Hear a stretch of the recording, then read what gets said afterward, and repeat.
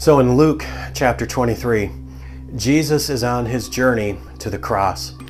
And on his journey, even to the cross, he has compassion. Jesus had compassion for three different groups here on his way to the cross in Luke 23. First, he had his compassion for future sufferers. In Luke 23:27, it says this, "And there followed him a great company of people." Jesus is literally walking towards the cross, beaten, barely alive, barely looking like a human. And women, which also bewailed and lamented him. But Jesus turned unto them and said, "Daughters of Jerusalem, weep not for me, but weep for yourselves and for your children. For behold, the days are coming in which they shall say, Blessed are the barren, and the wombs that never bear, and the paps that shall never give suck." Some have said that this passage of Scripture, Luke 23, verses 27 through 29, is a reference to AD 70 coming up, when Titus will come in and completely destroy the city of Jerusalem. Others have said that no, Jesus is actually talking about the 7-year tribulation that takes place after the removal of the church. I don't want to get lost in the weeds and really focus on when this event takes place.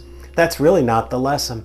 The lesson is this, is that even while Jesus is experiencing the shame of the cross, while he is literally marching himself and dragging himself to his own death, he has compassion for others.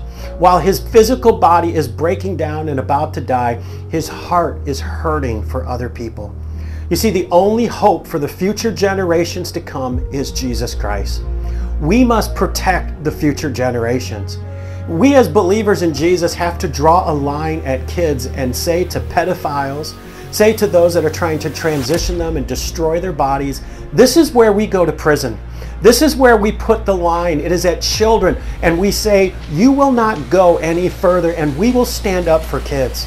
Because Jesus protected children. Jesus honored children. He recognized children. He said if you hurt one of these, you were better off tying a rope around your neck and tying it to a rock and throwing yourself in the river.